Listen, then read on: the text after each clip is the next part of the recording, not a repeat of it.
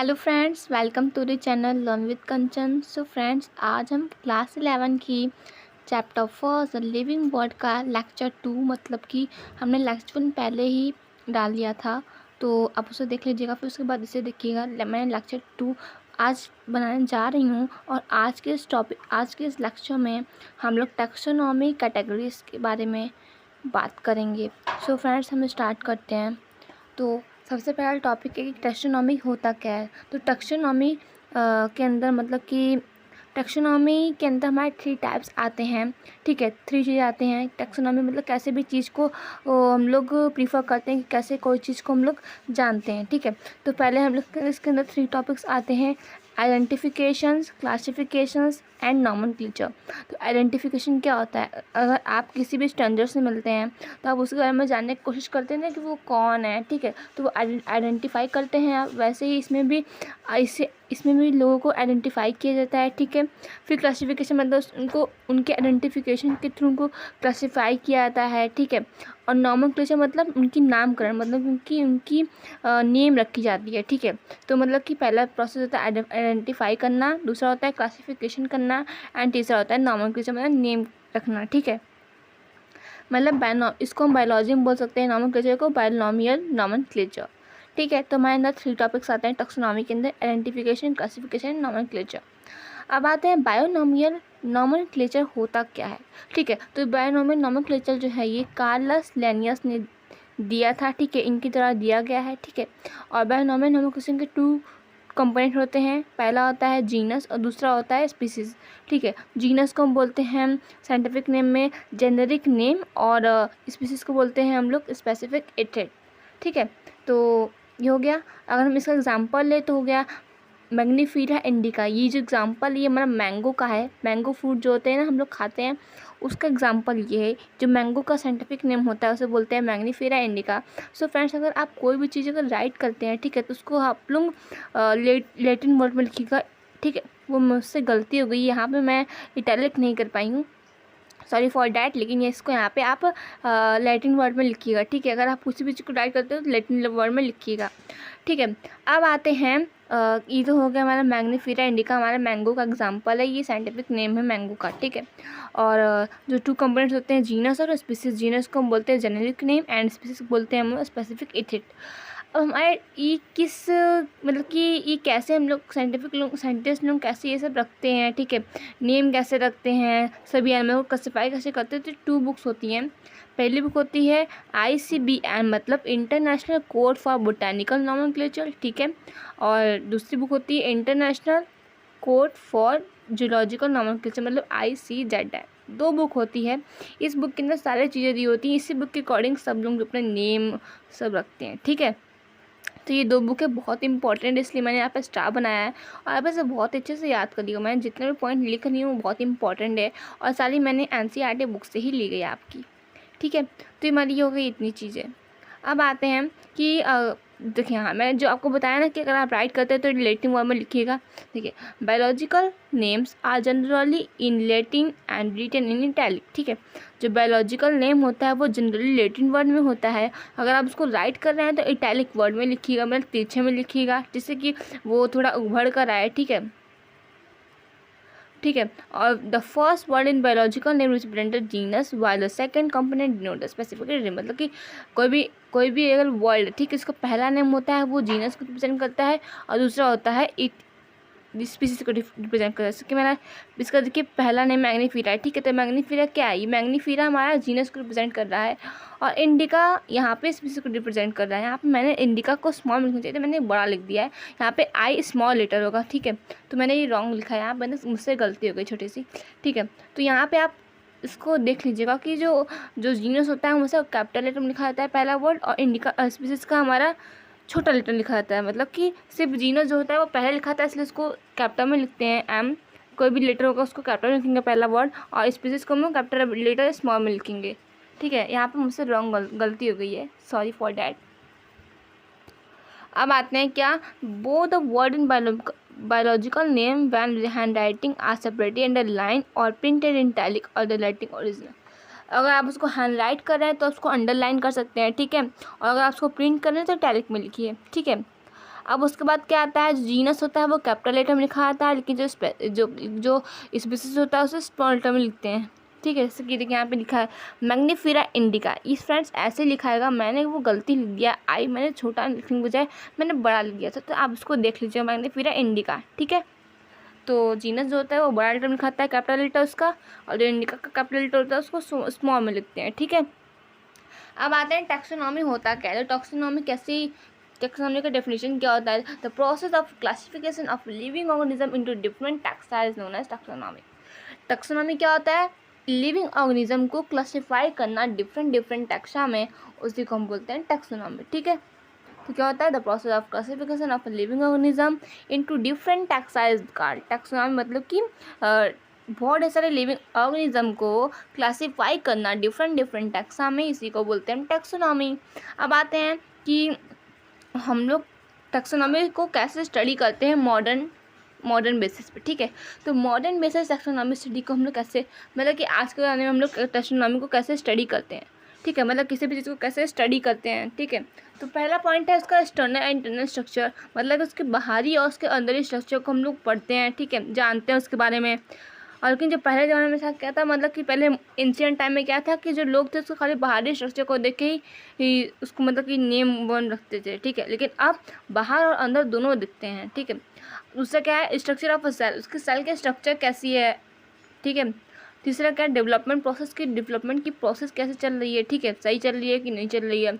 और फोर क्या है, इकोलॉजिकल इन्फॉर्मेशन ऑफ ऑर्गेनिज्म, मतलब कि उस ऑर्गेनिज्म का इकोलॉजिकल इन्फॉर्मेशन निकालते हैं। ठीक है, उनकी इकोलॉजिकल प्रोसेस के बारे में जानते हैं, मतलब कि वो कैसे रहते हैं। ठीक है, ये सब जानते हैं, इसके अकॉर्डिंग वो अपना जो है कि मॉडर्न टैक्सोनॉमी की स्टडी की जाती है। ये 4 बेसिस है जिसको हम लोग आज स्टडी करके किसी भी एनिमल का नेम या किसी भी ऑर्गेनिज्म का कोई भी चीज़ हम लोग डिसाइड करते हैं। ठीक है, अब आते हैं नेक्स्ट पॉइंट, सिस्टमैटिक्स क्या होता है। जो सिस्टमैटिक्स होता है ये लैटिन वर्ड से डिराइव किया गया है, इसका मतलब होता है सिस्टमैटिक अरेंजमेंट ऑफ ऑर्गेनिज्म। किसी भी ऑर्गेनिज्म का सिस्टमैटिकली अरेंजमेंट करना ही हमारा सिस्टमैटिक कहलाता है। ठीक है, अब सिस्टमैटिक में क्या होता है, involves in determination of evolution relationship of organism. ठीक है, इसमें क्या होता है कि evolution relationship of organism involve होते हैं, मतलब कि यहाँ पे ऑर्गेनिज्म की इवोल्यूशन रिलेशनशिप इन्वॉल्व होते हैं। ठीक है, और जो सिस्टमैटिक होता है ये लैटिन वर्ड से डिराइव किया गया है।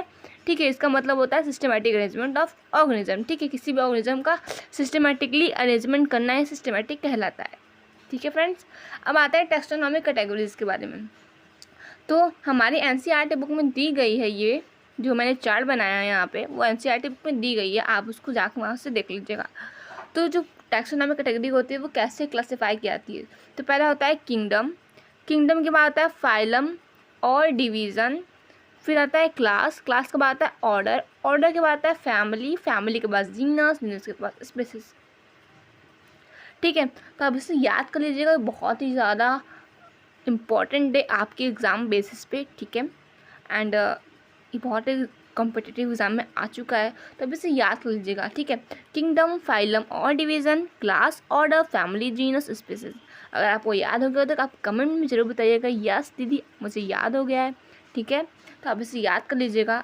देखिए ऐसे याद करिएगा, किंगडम, फाइलम और division, class, order, family, genus, species. ठीक है, अब जो एनिमल्स होते हैं अगर ऊपर नीचे से ऊपर जाएंगे तो वो बढ़ते रहते हैं। ठीक है, और एनिमल जब नीचे आएंगे तो वो घटते हैं। ठीक है, मतलब जैसे कि किंगडम क्या होता है, किंगडम एक बहुत ही बड़ा एरिया होता है जहाँ पे बहुत ढेर सारे एनिमल्स जो होते हैं वो रहते हैं। ठीक है, लेकिन lion, tiger, deer, elephant, zebra, हाँ, और जिराफ, जेब्रा, ठीक है, गोरिल्ला, ये सब चीज़ें, मंकी, बर्ड, मतलब किंगडम एक ऐसा प्लेस है जहाँ पे बहुत ढेर सारे एनिमल्स बहुत ही ह्यूज अमाउंट में रहते हैं। ठीक है, अब डिवीज़न क्या होता है, फाइलम और डिवीज़न क्या होता है, जिसमें कि किंगडम से थोड़े कम एनिमल्स आते हैं, मतलब कि उसमें कुछ एनिमल छट जाते हैं। ठीक है, जैसे कि इसमें बर्ड छट गई, मंकी छट गई। ठीक है, तो हमारे क्या बहुत से एनिमल कम हो गए हैं। ठीक है, मतलब किंगडम में बहुत ही ज़्यादा एनिमल्स की ह्यूज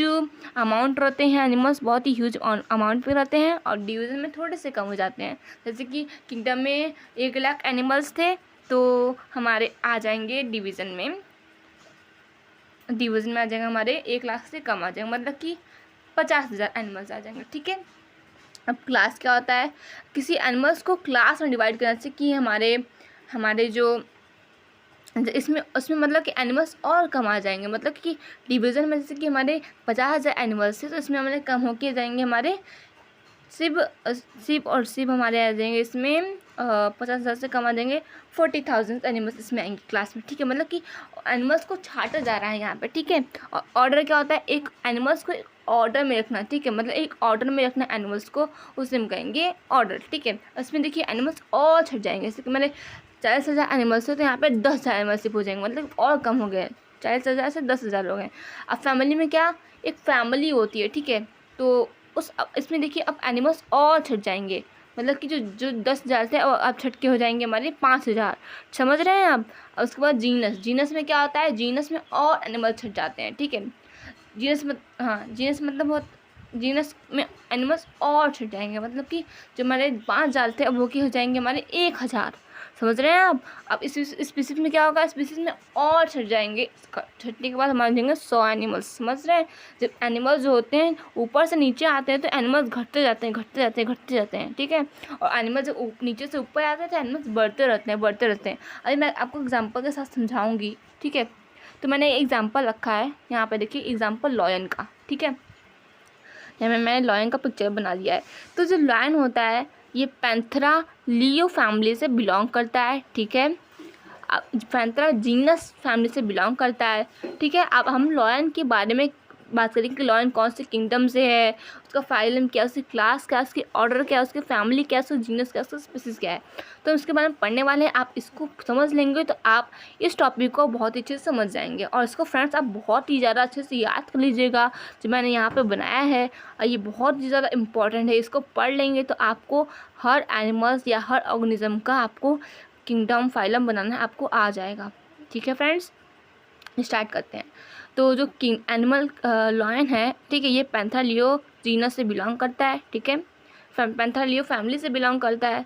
ठीक है, अब जो किंगडम है, ये जो लॉयन है वो कौन से किंगडम से बिलोंग करता है, जो लॉयन है ये किंगडम एनिमिलिया से बिलोंग करता है।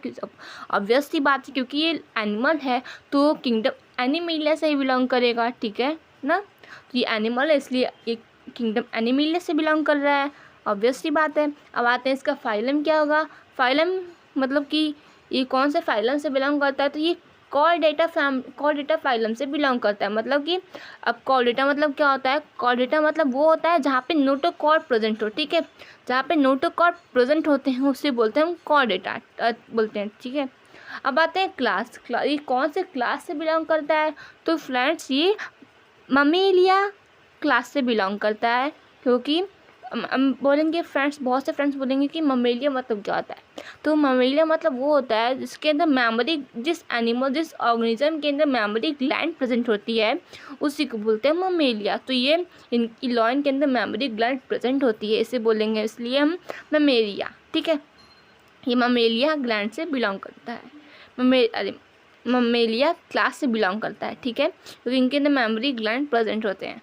अब आते हैं ऑर्डर, ये कौन से ऑर्डर में होते हैं। ठीक है, तो ये कार्निवोरा मतलब कि ये कार्निवोरस होते हैं, इसलिए इनको बोला गया कार्निवोरा ऑर्डर। मतलब कि अब ऑब्वियसली बात है, जब ये एनिमल्स मीट वगैरह खाते हैं, ठीक है, तो मतलब इनकी जो पूरी लाइफ साइकिल होती है ये पूरा मतलब कि मीट से ही बनी होती है। ठीक है, मतलब ये मीट पे डिपेंड होते हैं, किसी एनिमल्स को खाते पीते रहते हैं। मतलब कि ये मतलब कि ग्रास वगैरह तो खाते नहीं है, इसी एनिमल्स को ही खाते हैं। ठीक है, इसलिए इनको मतलब कि कार्निवोरा ऑर्डर में रखा गया है कि ये एक कार्निवोरस हैं। ठीक है, इसलिए इनको कार्निवोरा ऑर्डर में रखा गया है। ठीक है, अब फैमिली, ये कौन से फैमिली में बिलोंग करते हैं, तो ये फेलिडा फैमिली से बिलोंग करते हैं। ठीक है, ये फैमिली कौन सी है इनकी, फेलिडा फैमिली से बिलोंग करते हैं।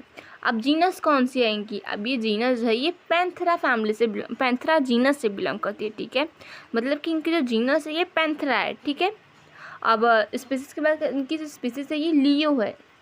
स्पीसीज क्या है, लियो। देखिए मैंने यहाँ पे लिखा भी है पैंथेरा लियो, आपको दिख रहा होगा, मैंने रेड कलर से लिखा हुआ है। एग्जाम्पल लॉयन के नीचे देखिए मैंने एरो बनाया है, यहाँ लिखा है पैंथेरा लियो।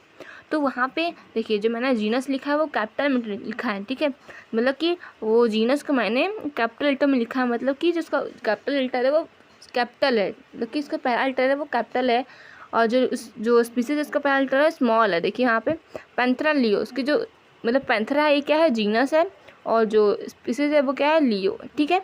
सो फ्रेंड्स, मैंने आपको ये टैक्सोनॉमी कैटेगरीज के बारे में पूरा डिटेल में बता दिया है। आप मेरे इस लेक्चर को पढ़ने के बाद आप please please please NCERT book को ज़रूर पढ़ लीजिएगा। उसे पढ़ने के बाद आपकी जो ये पूरी टॉपिक है वो पूरी क्रिस्टल क्लियर हो जाएगी। सो फ्रेंड्स, अगली वीडियो में हम लोग टैक्सोनॉमिक एड्स के बारे में बात करेंगे। एंड सो फ्रेंड्स, ये हमारी थी ये लेक्चर, एंड इसमें हम लोग ने टैक्सोनॉमी एंड टैक्सोनॉमिक कैटेगरीज के बारे में बात किया है। एंड इन लेक्चर नंबर 3, ठीक है, नेक्स्ट पार्ट में हम लोग बात करेंगे टैक्सोनॉमिकल एड्स के बारे में। सो फ्रेंड्स, अगर आपको ये वीडियो पसंद आई हो तो please like the video and please subscribe the channel so that you provide all the videos which I, ठीक है, मतलब जो मैं वीडियो डालती रहूँगी आप उसको बहुत अच्छे से मतलब कि आप उसको पाते रहेंगे। ठीक है। And please hit the bell icon so that all the notifications of my channel you got it. So friends, आज के लिए बस इतना ही, मिलते हैं नेक्स्ट वीडियो में। Thanks for watching this video.